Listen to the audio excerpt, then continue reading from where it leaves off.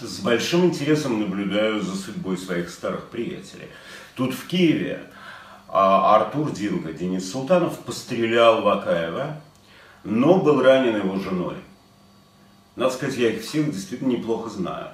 И что самое любопытное для вас, сохранилась пленочка, которая дает прекрасное представление, из какого материала, собственно говоря, делаются киллеры. Да? Вот каким надо быть человеком и какую надо иметь молодость и поворотики судьбы, чтобы таким образом в результате когда-нибудь прославиться на всю Россию и Украину.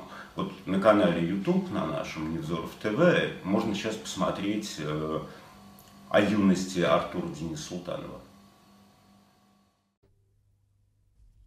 Ни для кого не секрет, что почти все связанное с покупками и продажами, перебросками партии автомобилей в Петербурге, накрепко повязано с, мягко говоря, серьезными неофициальными структурами. Беспредел в этой деликатной сфере творит только шушера, залетные, купчинские перегонщики, криминальная мелкота. Порой беспредел мелкоты приводит к серьезным разборкам, револьверным, автоматным и всяким прочим.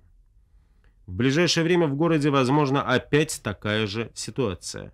Около 6 автомобилей безрассудно украдены со стоянок и из дворов.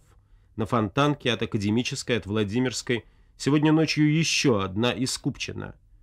Представитель группы петербургских чеченцев Артур хладнокровно и уверенно пришел в НТК, уверенный, что неизбежную бойню, возмездие за беспредел, можно и нужно предотвратить.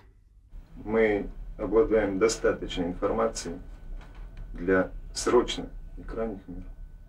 Так, насколько я понял, ваш визит сюда связан с тем, что вы этих крайних мер сильно сами не хотите. Мы принципиально не хотим. Мы жили, живем и будем жить, строго соблюдая законы и соблюдая дипломатию. Дипломатию взаимоотношений даже между, скажем так, сложными категориями населения, так? Между всеми категориями. Абсолютно. Чего вы хотите? Мы хотим мира. Мы не хотим, чтобы кто-то завтра нас в чем-то обвинил. Там опять кого-то убили, кто-то пропал без вести. Нам это не нужно. Мы живем нормально, пока нас не дернут. Мы никого не трогаем. Это нас трогают. Я имею в виду конкретно в этом машинном случае, в случае этих Это угонов. не первый случай. Именно поэтому я здесь. И не просто так, от своего имени. А от имени тех людей, которые меня прислали. Ощущение, что вас хотят раздразнить, вызвать на бой или делают это по глупости? Скорее всего, по глупости. Почему? Потому что те люди, которые хотели бы нас раздразнить, они бы не занимались бы этим, они знают, кто мы. Так. Что должны сделать люди, совершившие эту, с вашей точки зрения, ошибку?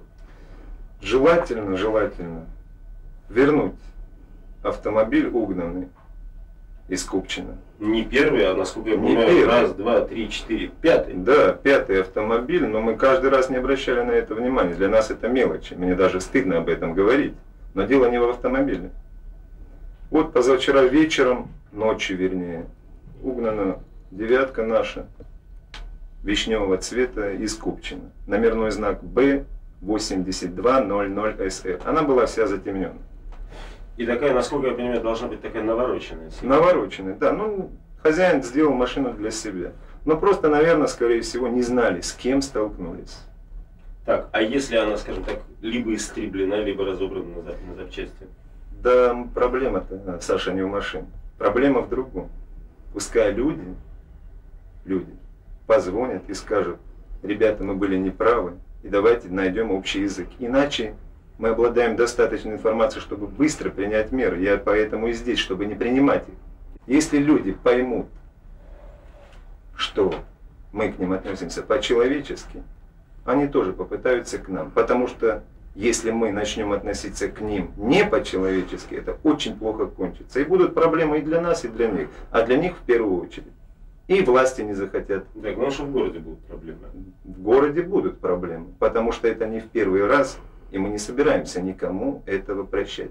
Этот конфликт все равно надо уладить. Мы не говорим о прошлых машинах.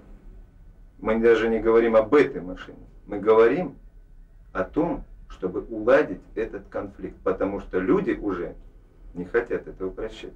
Я могу это простить.